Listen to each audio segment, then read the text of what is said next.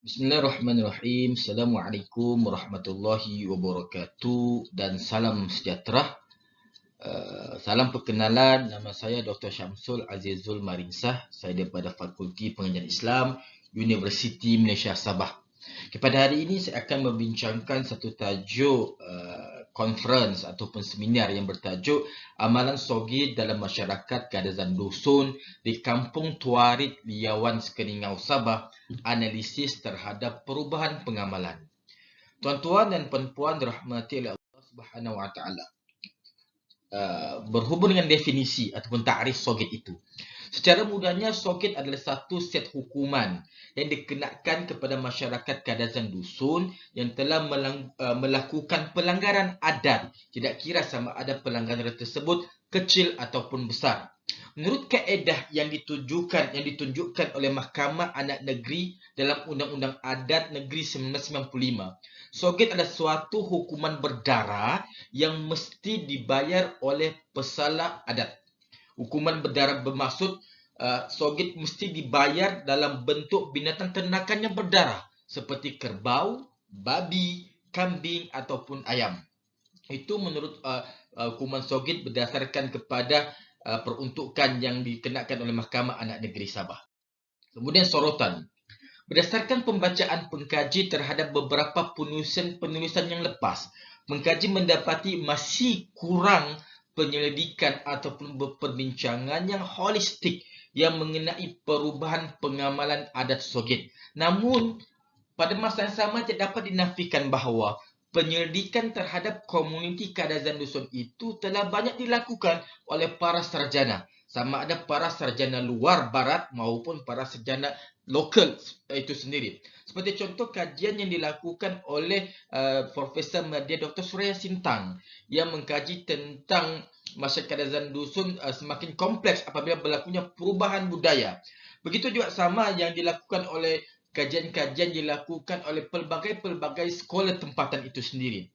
Namun, pengkaji yang pernah membuat kajian secara khusus, mention secara khusus tentang budaya Kadazan Dusun, khususnya tentang isu sogid adalah sarjana yang dilakukan oleh Fedora Jensrinus pada tahun 2018, Pangeran Ismail Pangeran Musa pada 2018, Syamsul Azizul 2020 dan Dr. Abdul Khair tahun 2020. Antara kajian ini, pengkaji mendapati bahawa kajian yang dilakukan oleh Fedora merupakan kajian yang paling hampir, yang paling dekat dengan penyelidikan ini. Yang mana fokus beliau adalah perubahan pengamalan sogid di Kampung Sahindai Ranau Sabah. Manakala pada masa sama kajian ini dalam bentuk latihan ilmiah. Justru kajian yang dilakukan oleh beliau ini merupakan penanda aras ataupun benchmark lah untuk pengkaji untuk melakukan kajian lanjutan. Okey, tuan-tuan dan puan-puan yang rahmati oleh Allah Subhanahu Wa Taala. Kemudian begitu juga ringkasnya kajian-kajian yang berhubung masyarakat Kadazan Dusun di Sabah masih yang pernah disentuh oleh kalangan sarjana banyak menyingkap tentang etnografi, linguistik, penyelidikan antropologi. Pengkaji mendapati bahawa masih terdapat ruang kosong yang masih belum disentuh oleh pengkaji-pengkaji terutamanya dalam amalan sogid. Kemudian metodologi. Dalam metodologi, kajian ini merupakan kajian kualitatif. Justeru pengkaji menggunakan metod pengumpulan data berbentuk perpustakaan dan juga temu bual.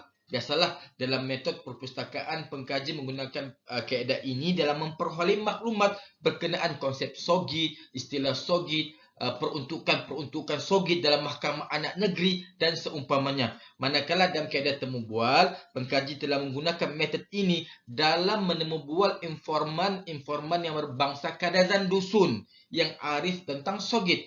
Pengkaji juga menggunakan kaedah temu bual berstruktur dan juga separah berstruktur. Okay, tuan-tuan dan puan-puan yang rahmati Allah Subhanahu Wa Taala. Hasil kajian yang pertama. Pengkaji mendapati hasil kajian yang pertama adalah perubahan yang pengkaji mendapati ada perubahan dari aspek makna sebenar sogid dan denda dari perspektif masyarakat Kadazan Dusun. Kalau dulu perspektif sogid itu satu terma yang sangat kudus, yang sangat suci, yang mempunyai peraturan-peraturan tersendiri. Namun apabila pengkaji melakukan kajian, pengkaji mendapati bahawa terdapat dua terma yang agak sama tetapi begitu longgar.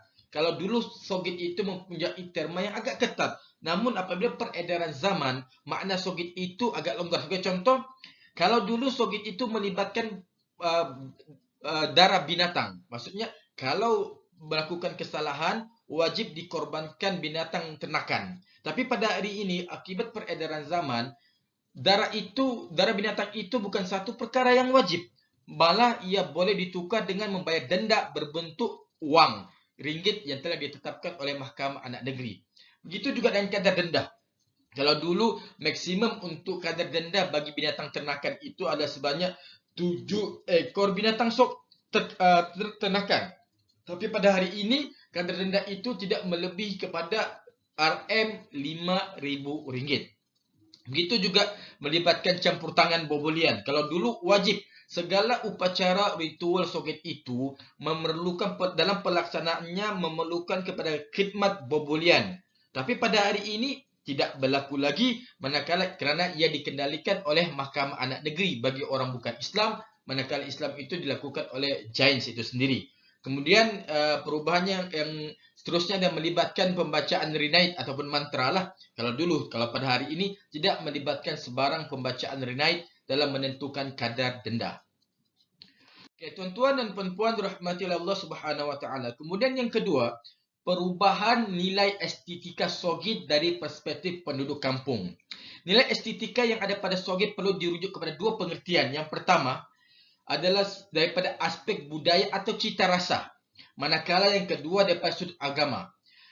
Jadi daripada aspek cita rasa dan agama, pengkaji mendapati bahawa perubahan estetika ini adalah pada yang pertama, iaitu pada cita rasa masyarakat Kadazan Dusun itu sendiri. Hal ini kerana cita rasa masyarakat Kadazan Dusun itu boleh diambil kira terhadap dengan mengenal pasti daripada aspek sejarah asal-usul sogit itu sendiri. Kerana berdasarkan temu bual yang pengkaji jalankan, ramai dalam kalangan penduduk kampung percaya bahawa asal-usul penerimaan adat sogit ini dipercayai diterima oleh seorang dewa perempuan yang bernama Huminodun, yang telah memilih seorang perempuan daripada kalangan masyarakat Kadazan Dusun. Sebenarnya ini walaupun dia merupakan, ada yang mengatakan dia sebagai satu bentuk cerita legenda, ada yang mengatakan satu bentuk cerita-cerita kartun seumpamanya. Tapi rata-rata dalam kalangan mereka mempercayai bahawa ini merupakan cerita rakyat yang asal-usulnya sukar untuk ditemui kebenarannya, tetapi mereka memihak kepada kebenaran cerita ini. Kemudian yang terakhir adalah perubahan pengendalian kes-kes sogit. Ini pun agak penting. Yang mana kalau yang sebelum ini kes-kes pengendaliannya dijalankan oleh bobolian. Tapi pada hari ini seiring dengan peredaran zaman, perubahan pengendalian itu dilakukan oleh ketua kampung, pegawai daerah, Mahkamah Anak Negeri dan Jabatan Al-Aul Agama Islam bagi orang Islam sahaja. Maka inilah perubahan-perubahan yang berlaku dalam kes amalan sogit. Kesimpulannya adalah sogit adalah amalan tradisi masyarakat Kadazan Dusun di Sabah yang telah mengalami perubahan sejajar dengan peredaran masa. Dan pengkaji mendapati terdapat 3 perubahannya. Yang pertama dapat dikenal pasti melalui kepada daripada aspek makna perubahan, iaitu sogit dan juga denda. Yang kedua daripada aspek cita rasa, iaitu estetika. Dan ketiga adalah kes-kes pengadilan sogit. Kalau dulu dilakukan oleh bobolian, pada hari ini dilakukan oleh ketua kampung ataupun Mahkamah Anak Negeri bagi orang bukan Islam dan juga Jabatan Agama bagi orang Islam. Itu sahaja untuk seminar pada kali ini. Sebarang persoalan boleh diajukan pada ruang komen ataupun pada email. InsyaAllah jika saya dapat membantu, saya akan cuba beri bantuan. Assalamualaikum warahmatullahi wabarakatuh.